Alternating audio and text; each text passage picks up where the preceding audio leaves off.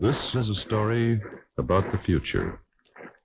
Not the distant future of spaceships and men from other planets, but the immediate future. This is a story about tomorrow. What happens to the people in this story might happen to us, might happen to you. If we should ever relax in our fight for freedom, if we should ever allow any individuals or any group of individuals to reduce our freedom of thought, our freedom of speech, our freedom of religion, then what happens to the people in this story will happen to us. What if the greatest threat to our freedom isn't an external oppressor, but the hidden forces within our own minds? Today, we explore the powerful warnings of George Orwell, one of the most impactful thinkers of the 20th century. His reflections on truth, language, and power mirror Carl Jung's teachings on the psyche and the dangers of the unconscious shadow. Orwell's work doesn't just warn us about societal control, it's also a profound insight into the hidden forces within us, the very forces we tend to ignore. As you listen, think about how Orwell's observations of society's manipulation of reality reflect the same struggle we face within ourselves. Just as Jung believed that confronting the shadow is key to our own individuation, Orwell reminds us that our freedom, both internal and external, depends on our awareness and courage to see things clearly. George Orwell is perhaps one of the most widely read and referenced literary figures of all time, certainly of the 20th century. Cited and mentioned by nearly every contemporary ideology and political worldview, his voice echoes down the halls of history. His insights about the power of language and technology, as well as his warnings about the manipulation of truth and the threat of totalitarianism, transcend the walls of any one moment, movement, or ideology. Say, the performance of the persona is quite all right as long as you know that you are not identical with the way in which you appear. But if you are unconscious of this fact, then you get into sometimes very disagreeable conflicts. Namely, people can't help noticing that at home, for instance, you are quite different from what you appear to be in public. Yeah. And people who don't know it stumble over it in the end. They deny that they are like that, but they are like that. They are it. And then you don't know, now, which is the real man? Is he the man as he is at home or in intimate relations? Or is he the man that appears in public? It is a question of Jekyll and Hyde. Often. It is such occasionally there is such a difference that you would almost be able to speak of the double personality. And the more that is pronounced, the more people are neurotic. Yeah. They get neurotic because they have two different ways. They contradict themselves all the time. And then in as much as they are unconscious of themselves, they don't know it. They think they're all one. Everybody sees that they are two. And some know him only from one side, so others know him only from the other side. And then there are situations that clash, because the way you are creates certain situations with people in your relations, and these two situations don't chime in. They are just dissonances. This brings us to an intersection between Orwell's philosophy and Carl Jung's exploration of the unconscious mind. Orwell and Jung are thus telling us the same thing. To achieve true freedom, we must strip away the masks we wear, reclaim the parts of ourselves that have been repressed, and confront the internal forces that shape our reality. Born Eric Arthur Blair in British India, Orwell later adopted his pen name George Orwell to protect his family and reputation. Orwell's experiences in the Spanish Civil War, where he fought fascism, shaped his commitment to exposing political manipulation and totalitarianism. Think about Orwell's motive here, to fight for common decency. This is where Orwell and Jung's teachings intersect. Just as Orwell fought against fascism to restore integrity to society, Jung's shadow work teaches us to reclaim the parts of ourselves we reject or ignore. What parts of your inner world might be at war, where you must fight for decency within yourself? Though Orwell escaped death by a sniper's shot during the Spanish Civil War, it was the war's gross distortion in the media that haunted him most. Years later, this would echo through his words in a collection of essays. Early in life I had noticed that no event is ever correctly reported in a newspaper. But in Spain, for the first time, I saw newspaper reports which did not bear any relation to the facts, not even the relationship which is implied in an ordinary lie. I saw great battles reported where there had been no fighting, and complete silence where hundreds of men had been killed. I saw troops who had fought bravely denounced as cowards and traitors, and others who had never seen a shot fired hailed as the heroes of imaginary victories. And I saw newspapers in London retailing these lies and eager intellectuals building emotional superstructures over events that had never happened.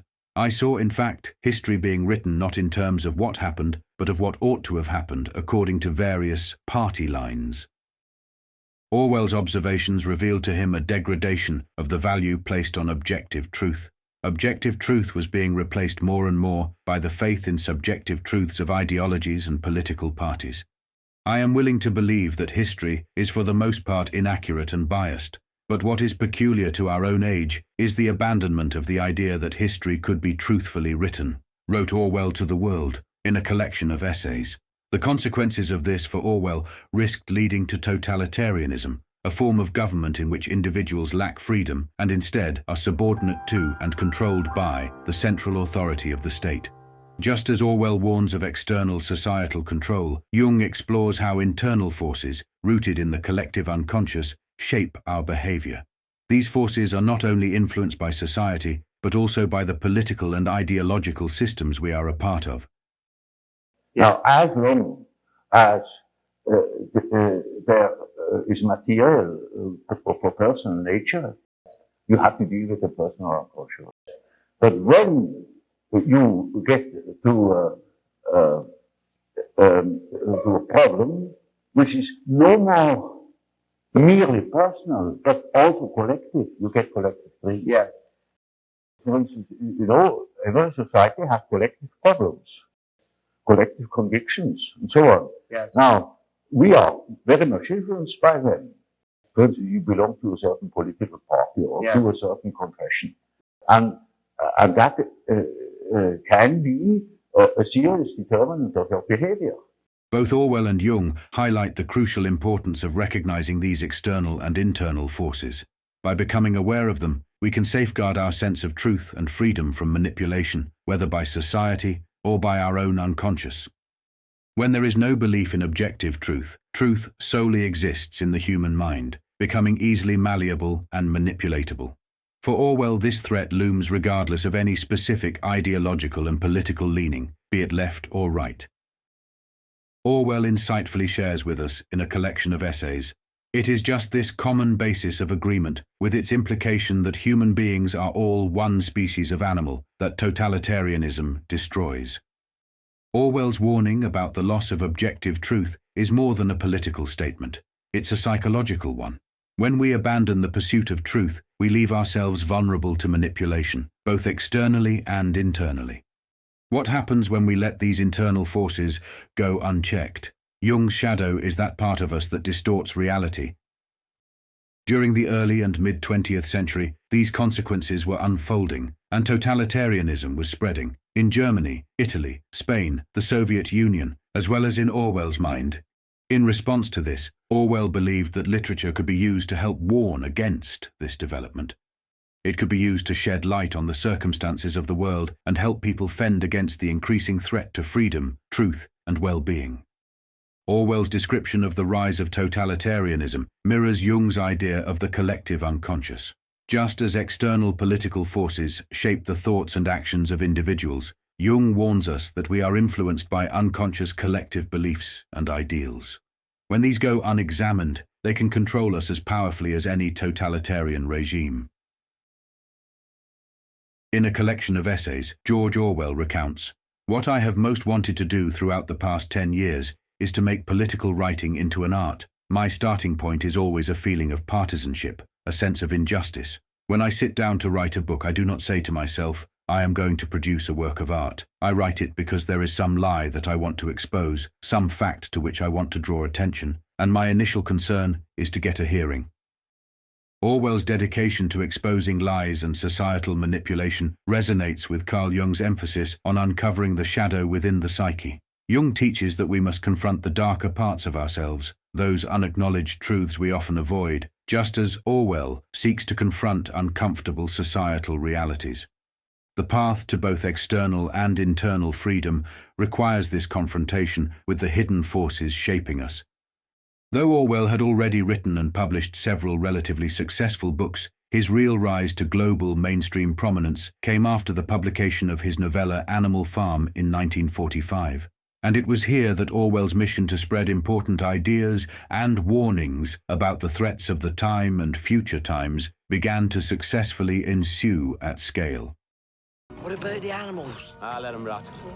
Where's our food? I'm so hungry. But now... Man is our enemy. Remove man, and we will become free and equal. Free and equal. Animal Farm, by George Orwell, illustrates how movements can lose their way, much like how individuals lose touch with their true selves when they become too identified with their persona, the mask they wear to meet society's expectations. In Animal Farm, Orwell critiques revolutionary movements and warns about the dangers of counter-revolutions. Using a fable format, he explores social and political truths in a way that resonates with mass audiences, selling millions of copies worldwide. Orwell's next major work, 1984, was released in 1949. 1984 tells the story of Winston Smith living under a totalitarian regime where constant surveillance and thought control keep the population in line. Devices known as telescreens observe every citizen, and the thought police enforce obedience to the party. The party rules by brutal force, by thought control through the thought police. Past history is falsified and continually reshaped to fit the present. Outlawed are emotions. Outlawed is independent thinking. Even the possession of things of beauty or things of any aesthetic value like books or paintings is labeled a crime. In 1984, Winston's internal struggle against Big Brother represents a battle with the shadow, the repressed part of the psyche that, if left unchecked, can lead to submission and self-destruction. Jung believed that failing to confront the shadow would result in being dominated by unconscious forces, much like Winston's eventual surrender to the party's control. Moreover, the party is constantly producing propaganda in the form of manipulated information. In Oceania, language is systematically stripped down through newspeak, a chilling process where words vanish from the dictionary, erasing the possibility of critical thought. Words are also often used in a contradictory manner to undermine the true nature of the things they describe. Orwell's concept of newspeak, where language is manipulated to control thought, parallels Jung's idea that psychological repression distorts our perception of reality. Just as the party in 1984 erases words to prevent independent thought, the unconscious mind distorts reality when we repress our shadow, making it impossible to see things clearly. The contradictions in Orwell's 1984, such as the Ministry of Love being responsible for torture, reflect Jung's understanding of psychological repression. When we repress difficult emotions or truths, they resurface in harmful ways. Orwell's dystopia shows what happens when both individuals and societies deny and suppress their true natures. At the beginning of the novel, Winston writes in his diary, "Down with Big Brother." Down with Big Brother.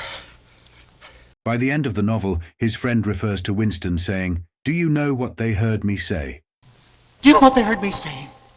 Down with Big Brother. I said that.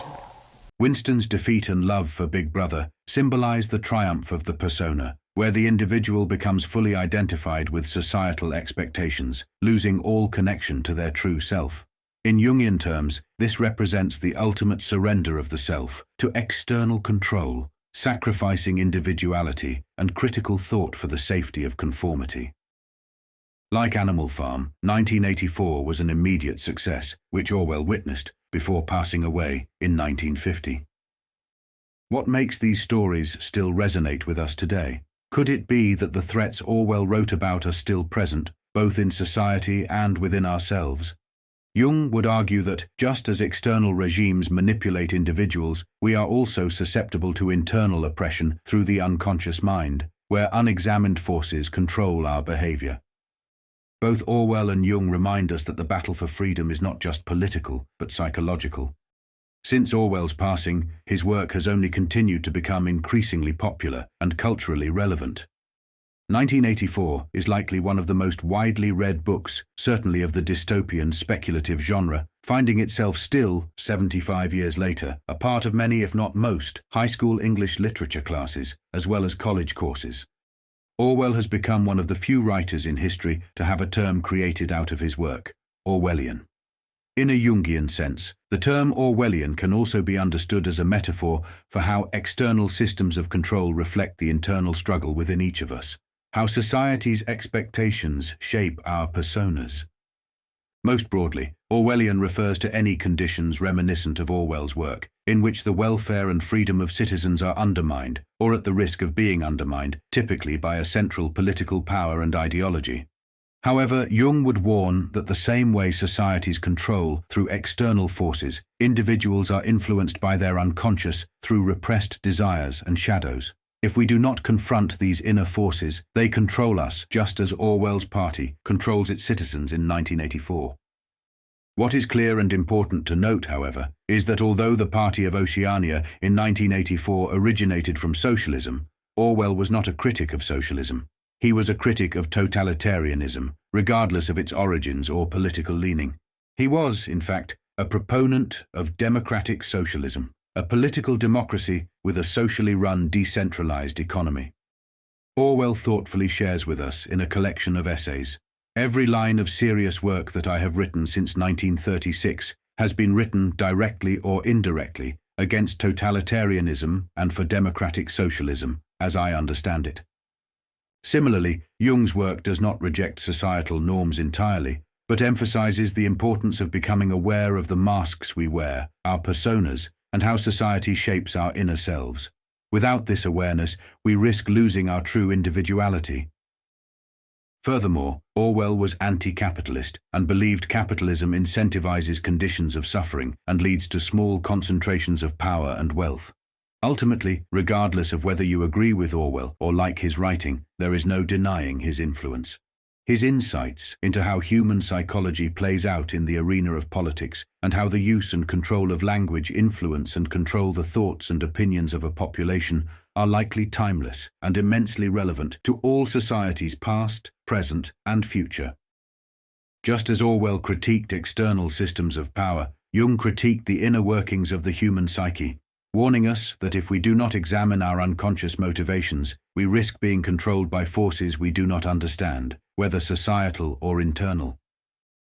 George Orwell's unique ability to use language to convey this insight and warn against the power and influence of language is something only a brilliant writer could even try to do, and his ability to bring incredibly complex and typically dry concepts down into the realm of mass appeal and interest, perhaps has helped ensure the developments of aspects of the world remain on a track that leads to, at the very least, a less dystopian destination. Carl Jung's brilliance lay in his ability to translate the complexities of the human psyche into concepts that individuals could understand and apply to their personal development. Both thinkers urged us to recognize that true freedom requires a confrontation with the forces, both external and internal, that seek to control us. Orwell's insights, like Jung's, show us that manipulation, whether of language, thought, or our unconscious, affects everything in our lives. It's not just governments that control us, it's our inner narratives. To achieve true freedom, we must face and reclaim these internal forces. In truth, we are always susceptible to our own malice and ignorance when we aren't paying attention, individually and collectively. Tyranny is not a part of history, it is a part of humanity. Humanity is always on the brink of slipping into it, of chasing the rabbit of hope into dystopian wonderlands. Orwell realized this, that tyranny was always possible and can occur even in a society in which the intentions are noble or in a society in which the conditions appear prosperous and democratic. Jung's concept of the shadow warns us that the unacknowledged parts of our psyche can become destructive if left unchecked, leading to internal or external forms of tyranny. We need more psychology. We need more understanding of human nature, because the only real danger that exists is man himself. He is the great danger, and we are pitifully unaware of it. We know nothing of man, far too little. His psyche should be studied, because we are the origin of all coming evil.